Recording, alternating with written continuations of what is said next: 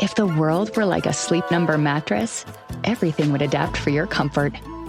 Because as your life changes and your body changes, Sleep Number mattresses adapt and shift to give you personalized comfort night after night. And now everything's on sale during our Memorial Day event. Save up to $1,200 on mattresses for a limited time. To experience a whole new world of comfort, visit a Sleep Number store or go to sleepnumber.com. Sleep Number, to a good life sleep. Now at McDonald's, a sausage McMuffin is only $1.50. So stop dreaming about breakfast sausage and go get it. Get more value on the under $3 menu. Limited time only. Prices and participation may vary. Prices may be higher for delivery. It's time to get your morning started with the news you need to know. News update. This is what's trending with DJ and PK. Hashtag NBA. Some stars might push back. They're used to having the ball in their hands. They might take it as maybe a slight, but it doesn't sound like you did. Why was that something that you were so happy to go on? One, I'm not a star. Two, I want to win. Jalen Brunson on who he is. Oh, the Knicks. They're making... You know this, PK. You live back there. Geltziler came on and told us the Knicks this time of year dwarf everything they want to believe. The path to the finals is there. When's the last time they could this seriously talk out loud about a championship and have their star player talk so definitively? I'm not here to explain anything. Boom, this is who I am.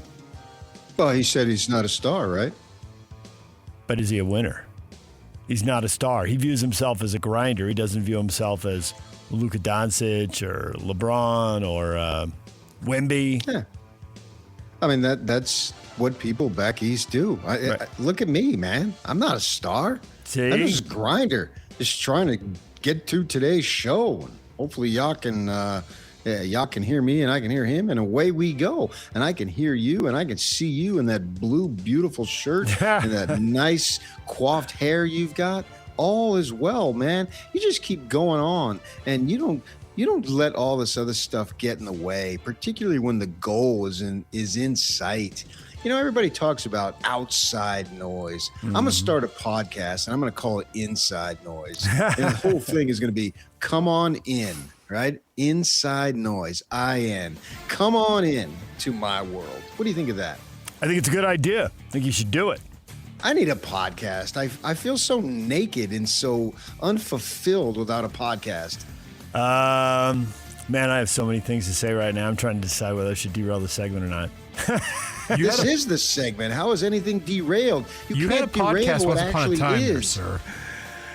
First off, you already have a podcast. The whole show is podcast. Second, the only thing that's our podcast. I want my podcast. Well, I mean, I'm tired. For years, I propped up the Jacksons and my brothers. Now I want to go solo, Joseph. All you got to do is do it. Nobody's stopping you but you. Nate'll fire you up. You probably want compensation, though. Once upon a time, there was a show called In Contention with Patrick Kinahan. Yuck. Well done.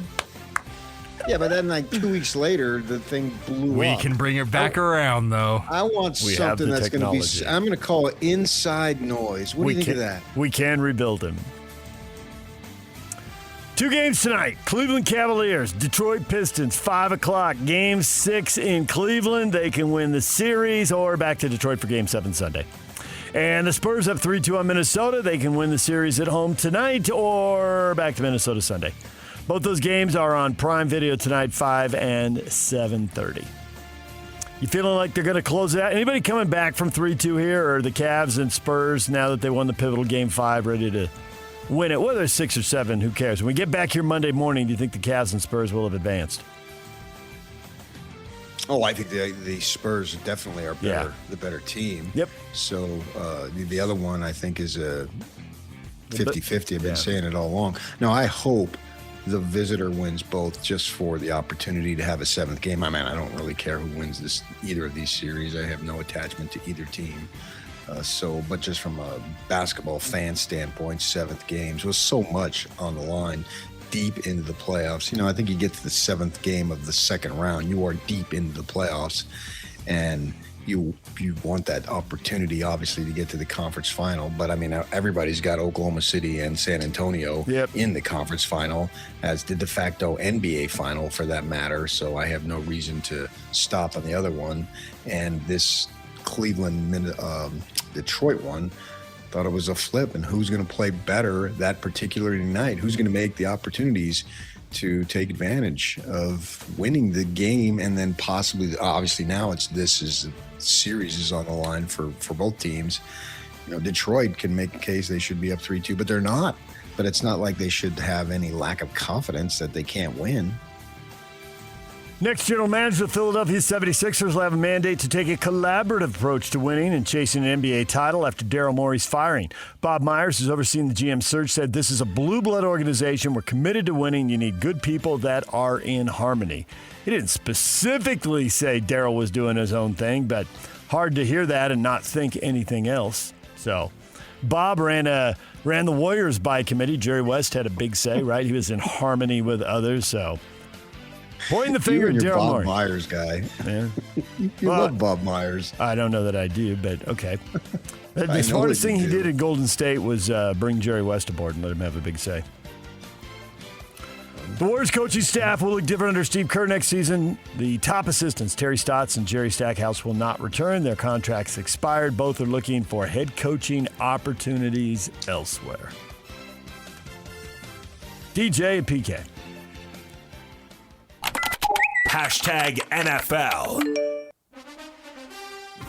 NFL schedule has been released. The Seattle Seahawks will host the New England Patriots in a Super Bowl rematch in the season opener September 9th at Lumen Field.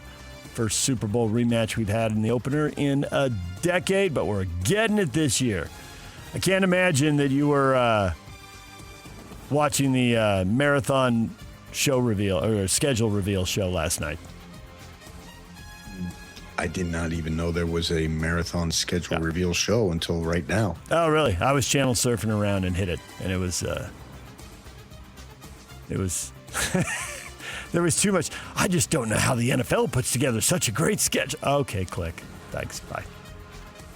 I did not know there was such a show. New York Giants wide receiver Malik Neighbors underwent a cleanup procedure on the right knee he tore the ACL in. So will he be back cleaning it up in advance of camp? Colorado Buffaloes head coach Deion Sanders and his son Shadur went through hell. That is a quote. Those three words, went through hell during a turbulent pre-draft process and rookie season with the Browns. Deion says, when he takes off his shirt, I see the scars on his back that he's been through hell, but he's made it through hell. That seems pretty dramatic. Well, he's played his kid as the victim all along. I mean, I don't understand why people want to be victims. What do you get from having sympathy from other people? Is that something tangible that you can take to the bank, literally? People love to be the victim. I was listening, saw a thing from Donovan Mitchell, how his mother had to struggle to make sure they graduated from country day school. Everybody wants to be the victim. What's the point of being a victim? What does that get you? DJ and PK. Hashtag college football. Paul Feinbaum said critical comments from LSU coach Lane Kiffin towards Ole Miss, his former team, are because Kiffin is upset that he's not allowed to coach the Rebels in the college football playoff this past season, and that Kiffin is now trying to, quote, wipe Ole Miss off the face of the earth. Man, a lot of drama this morning in college football. Wipe Ole Miss off the face of the earth. I think Lane Kiffin is upset that nobody had been talking about Lane Kiffin for a week. It's probably a factor.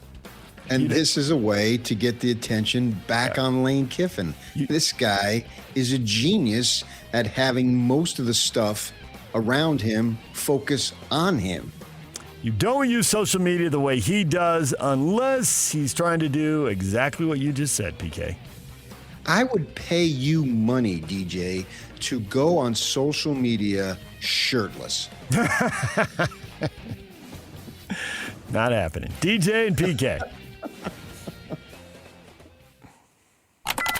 Hashtag Major League Baseball. Here's the pitch. Ground ball towards the middle, a base hit. That'll score 2. Down the line is Contreras. Here comes Sanchez to third. Goes Vaughn, and Rengifo's hot homestand continues. Throws one here, and Will hits it high and deep toward right center field. It's carrying. It is back to the wall. It is over the wall. A home run for Will Smith. The first time he's ever led off a major league game. He leads it off with a home run. Hanafi from the belt deals. Soto swings and tags this one deep to center. Perez back onto the track. He's at the wall. Gone! Juan Soto goes deep. The Mets have hit 4 home runs today. Mets hidden some more. They have to break out at some point, right? They got to get this together. They're still under 500.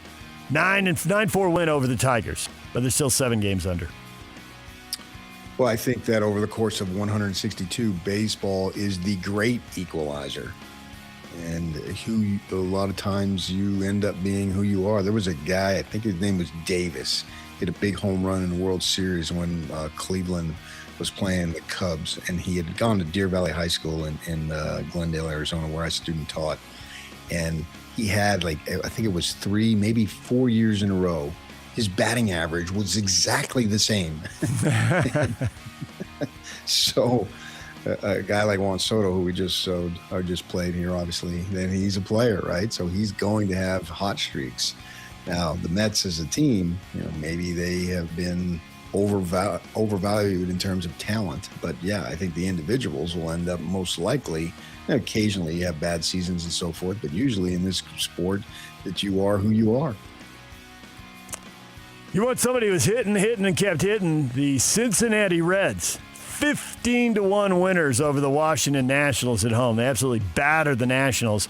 The Reds are in last place, and they're 2 games over 500. And they won yesterday and gained ground on no one because all 5 teams in the Central Division won again yesterday. It is crazy, PK. Most of the money on the coast, the flyover states. These teams in the Central Divisions don't tend to have as much money, don't tend to build powerhouses the way we see in the Eastern and Western divisions. But, man, none of that stuff is holding true this year. The Central Division, all 5 teams with winning records. And early on, maybe it's a little bit of an oddity. You think it's going to level out at some point, but as you pointed out yesterday, we're more than a quarter of the way through the season, and they've still all got winning records. Yeah, I think the Cubs are legitimate there. And in the other league, the White Sox, first time they've been over 540-plus games into the season since 2022.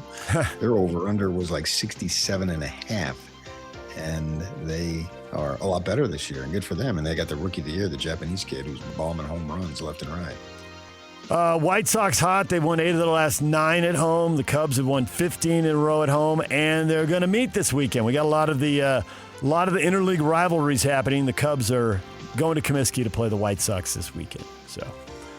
And the Yankees and Mets will meet, and the Dodgers and Angels, and all the other rivalries. Florida, Texas, Ohio, the teams in those states all squaring off. This is getting into it a little more. You're into it every day. I don't know if you can get into it a little more, PK. These stadiums fill up, though. Everybody in these towns loves this stuff.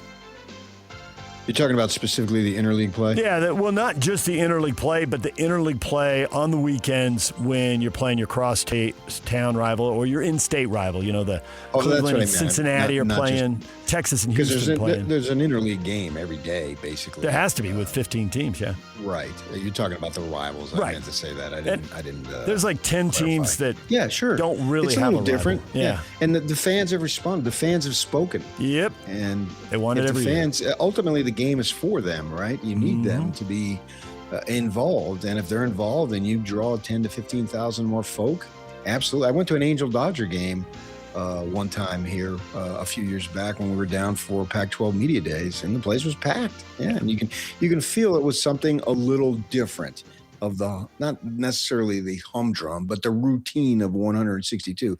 It's like if the Yankees and Red Sox come to National League teams, there's a buzz. Yep. I told you several years back, the Yankees came to Phoenix.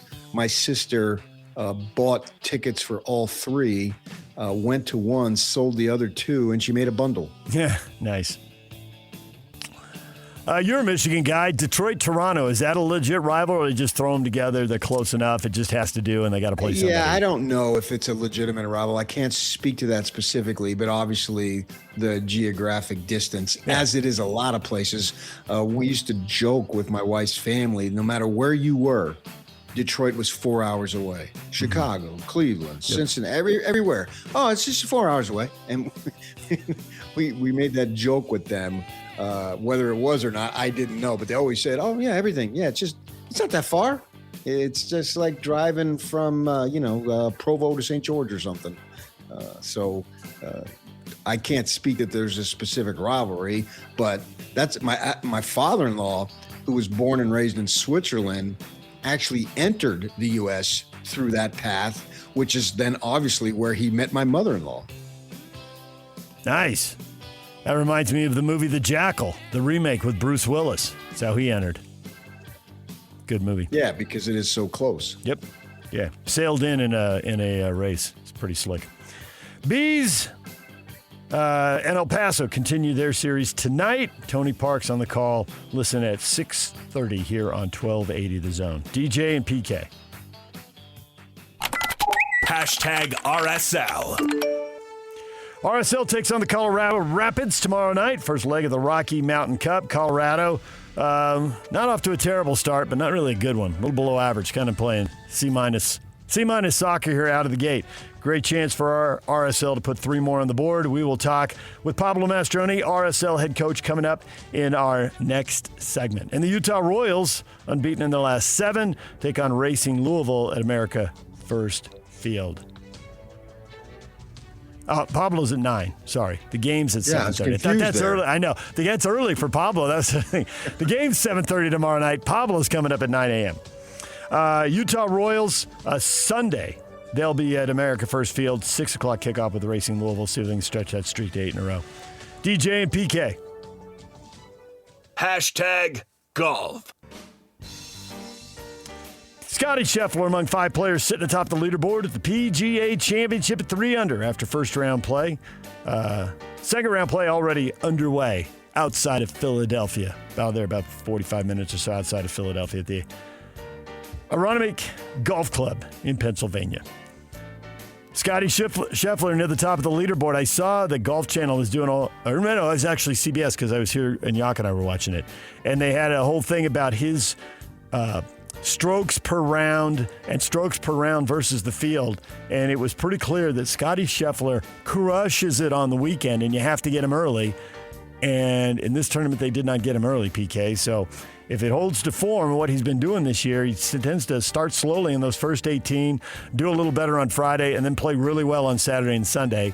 And then we know he's got 3 second-place finishes in a row. But shared the lead, so he is set up. If he can keep that same trend going, he's set up to win big here.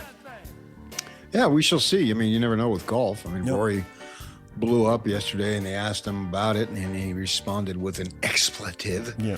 And I thought it was funny. I laughed when I read it and then saw the press conference after the fact because I was at the Espen Open, or I don't know if it's called the Espen Open, but it's the Espen Tour at Copper Rock with the ladies trying to make it to the LPGA Tour. Followed a bunch of them yesterday. That was a lot of fun. One lady was walking a dog following her daughter. She had a dog the whole time. She was actually in the threesome with the BYU player, MJ. And so I was there and then went later and watched it when I got home. And scores are low. I mean, scores are high, I should say. They aren't that low. And Scheffler is the biggest name. I mean, he's usually the biggest name, and that lends to some type of mental pressure from the other guys thinking, oh my gosh, I got to make this because Scotty's going to make it, that type of thing. And you play with that mental. Some people would be an albatross, others flourish in it. We shall see. It's obviously still early. See what happens today. Scotty Scheffler with an early tee time. He's already out on the course. He's starting on the back 9, and he bogeyed his very first hole, the 10th hole. So you see, he's choking already. He's now 2 under, and you got a half dozen guys. Patrick Reed, probably the biggest name there. Minwoo Lee, among that group at 3 under. DJ and PK. Hashtag NHL. Bounces over, far side. Here's Davidoff through the middle. Shot, scores! And there it is for Ivan Davidoff. First Stanley Cup playoff goal. It's another power play marker. Barbashev cut it off. In front of drive. They score! It's Dorofeev, an insurance goal. A steal along the boards for the Knights, and a great pass. Havel's got 8 in the postseason. The Vegas Golden Knights punched their ticket. They're in the Western Conference Final 5-1. They beat Anaheim, so they win that series 4-2. Now Vegas faces Colorado in the Western Conference Final, while the Montreal Canadiens take a 3-2 lead over Buffalo with a 6-3 win. And they will play again Sunday in Game 6, 6 o'clock on ABC. If the Canadiens win, they're on to play Carolina in the Eastern Conference Final. Edmonton Oilers fired their head coach, Chris Knobloch, after back-to-back Stanley Cup runs. They went out in the first round this year, so he's out. Former Vegas Golden Knights coach Bruce Cassidy, the Oilers' top candidate. He is expected to get that job. That's what's trending, brought to you by Shamrock Plumbing. There's no job too big or too small. Get the personal touch with Shamrock Plumbing. Bob Casper, Real Golf Radio, scheduled to join us at 8 o'clock. Talk PGA Championship with him. Pablo Mastroeni, RSL head coach, at 9 o'clock. And David Locke, radio voice of the Utah Jazz. Hopefully going to join us later this morning. Yock's still working on him, getting a time for him. DJ and PK, that's what's ahead. We will get to the question of the day. Inspired by Ronnie Mack's visit, is he on point or is he missing something? We will get to that next. Stay with us. 3, 2, 1. This is Scotty G and Coach Tim LeCoq. The Jazz selecting number 2 in the upcoming NBA draft. So, if there's one thing that scares me, AJ's the safer pick. And that's what makes me nervous, is that Washington is going to be like, okay, we've really swung and missed, and we've really done some problems. So let's go the safest superstar available in AJ and let somebody else take the risk on Darren. If I'm the Jazz, then I take that risk on Darren Peterson. But I exhaust every option available to me to get AJ. I encourage everybody to go back and you do watch pre-Kansas film on Darren Peters. I want you to watch his handle, specifically how he navigates ball screens. He can become a better passer, but he's not bad as a secondary playmaker. You just look at him, it's his frame. To me, there are real reasons why this guy can be great. Catch Scotty G and Coach weekdays from 10 to 2, presented by Mountain Land Supply on 97.5, the KSL Sports Zone. If the world were like a Sleep Number mattress, everything would adapt for your comfort. Because as your life changes and your body changes, Sleep Number mattresses adapt and shift to give you personalized comfort night after night. And now everything's on sale during our Memorial Day event. Save up to $1,200 on mattresses for a limited time. To experience a whole new world of comfort, visit a Sleep Number store or go to sleepnumber.com. Sleep Number, to a good life sleep. This episode is brought to you by Progressive Insurance. Do you ever think about switching insurance companies to see if you could save some cash? Progressive makes it easy. Just drop in some details about yourself and see if you're eligible to save money when you bundle your home and auto policies. The process only takes minutes, and it could mean hundreds more in your pocket. Visit Progressive.com after this episode to see if you could save. Progressive Casualty Insurance Company and Affiliates. Potential savings will vary. Not available in all states. Impressed with the speed of their team. I thought the court, I've seen all these first-round draft choices in person, you know, the ones at SC and other schools, and I've watched them in practice. And this kid is, in my opinion, is better than all of them. I mean, he's a special, the Bachmeier kid is a special player. And I think he's in a league by himself. That is former Utah football coach Ron McBride, effusive in his praise of Bear Bachmeier, calling him a special quarterback. Question of the morning, do you think he's right? Well, actually, the question of the morning, don't you think he's right? Jared, Ron is the most qualified quarterback analyst over anyone that's worked at the U in the last 20 years. Oh, that was a shot right there from Jared right out of the gate. At who? Let's see, 20 years? I would say Kyle Whittingham. Okay. I didn't take it that way, but I can see what you're saying. Which feels a little, given some of the quarterbacks they've had there recently, The last, I don't know what it is, 8 to 10 years. I have to do the math on when they hit on the Florida trio, because when they brought in Huntley, the quarterback play went up. And obviously Cam played well, leading the team to 2 Rose Bowls. The quarterback play was plenty good enough. Very good quarterbacks. Yeah. Yeah, for sure. Aaron says, Mac, don't lie. Can you imagine Witt saying anything positive about a BYU player? I do believe we have Kyle Whittingham on the brain around here, PK. Ron McBride talks about Bear Bachmeier, and the comments immediately turn to Kyle Whittingham. All right. Yeah, I don't see the connection there, but, that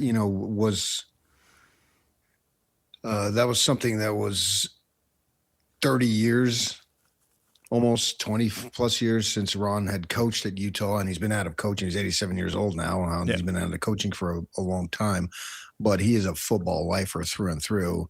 It was probably in his blood the first day he was born. He just didn't know it, and it's going to be his last day on earth, obviously. And the guy loves the sport. He's extremely knowledgeable about it, and he talks about talent no matter where it is. I mean, he was the one who told us that watch out for that Utah State. He always say that Utah State kid or whomever. Right. Speaking of Robert Turbin, and the guy blows up his NFL back, has a 96-yard run against the Utes. And he was talking about him, I think, in the early stages, right? So you got that going on. He certainly has an eye for talent, and he's looking at it objectively. He's long since removed. Now, he's no question he's going to want Utah to win because of his love and affection for Morgan Scalley. But at the same time, he's probably got a relationship with Kalani too. And he's just saying it with no bias in terms of, I like this school, I like that school. That's not what he was talking about. He's able to see what he sees and then speaks on it. So you can feel like it's a true evaluation. And when he says stuff like that, it carries a lot of weight because he has a history of identifying talent and talking about it before it actually even materializes, which is a skill. And I want to talk about Kyle Whittingham. Kyle Whittingham clearly has that skill. He can take a 17-year-old who's playing probably on offense and visualize him at 27 being a Pro Bowl defender. He's done that many, many times over. Tom Holmold told me a story once, very recently. I was actually on the phone with him and was talking to Tom sitting at the Long Beach airport, waiting for the fog to lift one morning. And so I had some time. The flight was delayed about 90 minutes. And he was telling me that Kyle, when Tom got into coaching, they were at some place somewhere in California. I don't remember. And all these coaches are there and they're all watching essentially the same guys. And he looks over at Kyle's notepad and he's got names on that list that nobody else is paying attention to.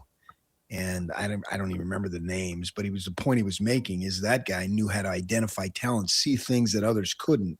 And I think Ron McBride certainly can do that. Now with Bear Bachmeier, it's obvious, isn't it, that this kid has the opportunity to be special. We just saw him play 13, 14 games last year. I guess he didn't miss any games, right? He took most of all the snaps. So, and they finished 12-2. So that's 14 games. And we saw him for a freshman. Now we're grading him as a freshman. If you take those quantifiers and qualifiers off, because now going into his sophomore year, you're not going to say, oh man, he's really good for a sophomore. That's done with. And what does A-Rod do in terms of opening the offense? It's very exciting. And if this kid plays at a better level, which we anticipate this coming season versus what he did the first season, then he really is something that you can look at and say, man, the qualities that he has, they are special. When he started projecting him over other quarterbacks at other schools and started, basically looking ahead to the NFL, there's no way once he threw the draft out there. Yeah. I mean, I haven't had any conversations with people because he's a freshman and he's so far away from being draft eligible. Really, what is the point? It was more about the season right in front of us. And, his coaches aren't going to talk about that. There's no reason a coach would, right? And what do you mean? As far as saying, hey, this kid, talking about a freshman quarterback, starts saying this is what he's going to be in the NFL. or in the NFL draft. Oh, a freshman in the NFL. Right, exactly. They can at talk Texas, about being NFL ready, not ready, but possibilities now. But he's projecting. I saw these other first-round guys, was basically what Ronnie Mack was saying. Like, Bears really got it. And so I'd never really even gone down that road. I haven't heard them go down that road publicly or privately at BYU, whether it's, Kalani or A-Rod or whoever. I really haven't heard that line. It was more about, because the thing was so sudden, and it's like, okay, is he going to be up to speed? How much up to speed is he going to be? And everybody had an eye on Texas Tech. Like, that was it as far as the projection. So Ronnie Mack takes it. I will say that the praise for Bear Bachmeier at BYU, both on camera and off, has been consistent and steady. It has never been pointed towards an event that is still 2 years away, and at that point was 2.5 or 3 years away. So I can't say it to that level. And you talked to a bunch of people at BYU too. I think you probably heard the same thing. The praise for Bear Bachmeier has been rock solid. I mean, they really like him, but I don't know that they've ever addressed what Mack was addressing, which is, how's he going to be evaluated in the NFL draft? But as far as Bear having the entire offense down, being able to do pretty much everything they asked him to do, maybe they'll ask him, probably, almost certainly they'll ask a sophomore to do more than a freshman. But I don't think there's ever been any doubt in the BYU coaching staff minds that when they raise the bar, Bear Bachmeier is going to be able to clear it. I think generally speaking, particularly at BYU and Utah, and maybe even at Utah State, but certainly at BYU and Utah, if you start all the games as a freshman, you're immediately a possible potential NFL player. Agree with that. Because programs, both of these programs have elevated themselves to where producing NFL players is commonplace. Certainly has been more so at Utah over the last decade plus. BYU will catch up, I believe. And he fits that category, right? Yep. I do think when they got him, what was in May, that they felt that this was a great acquisition. Mm-hmm. And then I know conversations that's a fact, because they said he could have gone anywhere. And they liked the fact that he went to Stanford, because obviously you have to have academic qualifications to get into Stanford. That's just simply a fact. We can go with Sarkeesian saying some schools basket weaving and whatnot. Well, nobody ever says that about Stanford. So you have to have the intelligence. And what position do you probably need the most intelligence in terms of football? And that's quarterback, right? So they felt that this was a 3-year starter at BYU when they got him. They didn't know at the time that year one was literally going to be his first year. The idea was to redshirt behind Retzlaff, and we know what happened there. But they felt like he had the ability, so they were ecstatic. So they weren't really talking about NFL, but because they were so high on him, that NFL possibility in the distance, in my mind, has always been there. Now he's going to be evaluated the next 2 years, inside out, upside down, right? He can't go in 11 months. He has to wait until April of 28, right? Mm-hmm. When he's eligible. Now Mac was talking about, he might want to stay that 4th year. That'd be great for BYU. I think it would be great. You might have some transfers there. There might be some anticipation of particularly one kid who's on a mission right now of being the starter at that point. But we'll see, man. Competition, that's what it's about. If you run from competition, that tells you something right off the bat about you. And so we'll see how that plays out in the next couple of years. But it's going to be interesting to see what he can do that builds upon this freshman season. I don't necessarily know that statistically it'll be better. Maybe it will be, but just how he plays, because the bar that he set is really as high a bar as anybody we've seen, at least in my 30 plus years in this area, covering these teams and following these teams at a much more intense level than I ever did before I got here, obviously. And it's the same with you. I'm trying to recall, he established such a high bar that it's going to be hard to really noticeably supersede what he did. I think he can do it, but it may not be noticeable to the average fan. It'd be noticeable to guys like Aaron Roderick, who understand the game and the offensive play at a much higher level than we do. And it'll be interesting to see what he says as the season progresses, because he and his coaches see it live, and then they go back and watch the film 1,000 times, and they can see all the subtleties that go involved. My guess is that that will happen. He will be better, even if it's not something that is just overwhelmingly visibly noticeable to the average fan. Going to be hard to top 11-1 as a freshman. And they threw the ball well, plus he was a big part of the running attack. So I get your point about statistically and whether you can improve on 11-1, whether you win a conference title, it's about the rest of the team too. If you can't block Texas Tech, how can you beat them? And that's not on him. When he drops back and 2 or 3 Tech guys drop back with him, they're doomed. And they were doomed twice last year. But to go 11-1 in the 12-game season and ultimately 12-2, that's a really high bar, because we know how few freshmen have played quarterback, and we know exactly. I would think the only person, off the top of my head, the only person at BYU, you might have to go all the way back to Jim McMahon. He was really good really early, but they had other guys on the roster who would start NFL playoff games competing with him. So maybe he had it but couldn't really show what he's doing. But, you're going back 40-plus years. What Bear Bachmeier did is he just cleared every bar. And when they finally lost, they lost twice to the same team, and they lost for reasons he couldn't control. So that was a great freshman year for Bear Bachmeier. It really was, yeah. As far as those times, I literally didn't see Jim McMahon throw 1 touchdown pass live. I've seen the miracle, the bomb, and the Holiday Bowl and all, but that was all on film. But I had an education about those guys like Bill Markroff, Dick Harmon, guys who were there and saw it. They have told me about the quality of Jim McMahon, and it's almost in fact, I think it is in a sports way, a reverential tone when they spoke about Jimmy Mack and his ability to put the ball in the money and all the things that he possessed. And they taught me, they told me, and I believe them because they saw it.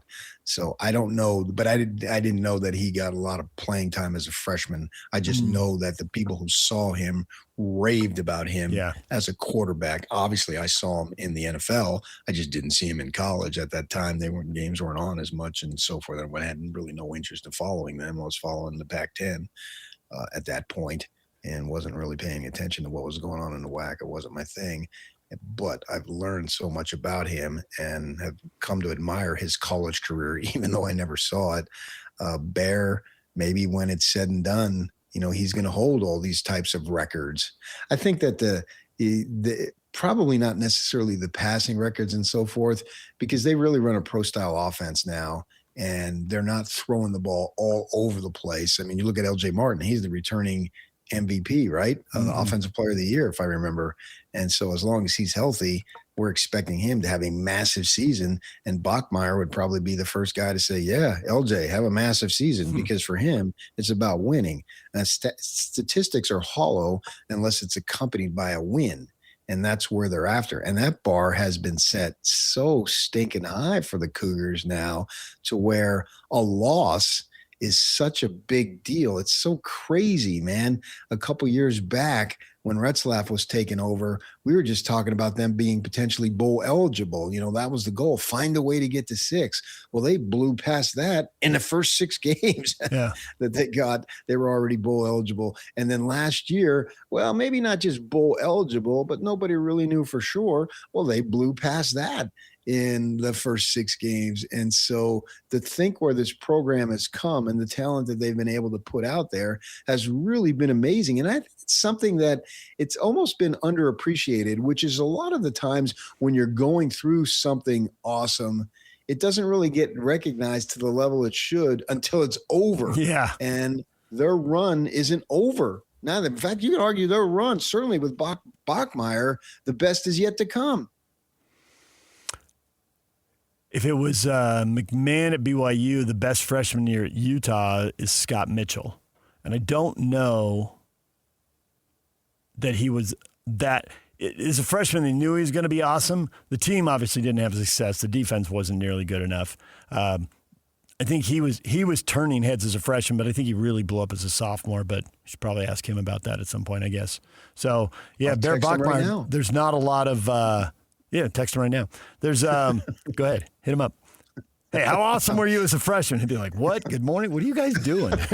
He's probably not even up. Scott, when you wake up, we need to know. We know you were awesome as a sophomore, and we know you played as a freshman, but to what level of awesomeness did you rise as a freshman? All right, DJ and PK, it's 97.5, the KSL Sports Zone. Bob Casper on the PGA Championship. Coming up at the top of the hour. Stay with us. If the world were like a Sleep Number mattress, everything would adapt for your comfort. Because as your life changes and your body changes, Sleep Number mattresses adapt and shift to give you personalized comfort night after night. And now everything's on sale during our Memorial Day event. Save up to $1,200 on mattresses for a limited time. To experience a whole new world of comfort, visit a Sleep Number store or go to sleepnumber.com. Sleep Number, to a good life sleep. DJ PK, it's 97.5, the KSL Sports Zone. We're brought to you in part by Beehive Meals. The KSL Sports Zone and Beehive Meals are honoring people that impact youth sports in our communities. Nominate the youth sports volunteer you know for the Beehive Meals Hero of the Week at KSLSports.com/contest. And listen every Thursday afternoon to Jake and Ben for the winner. It's the Beehive Meals Hero of the Week.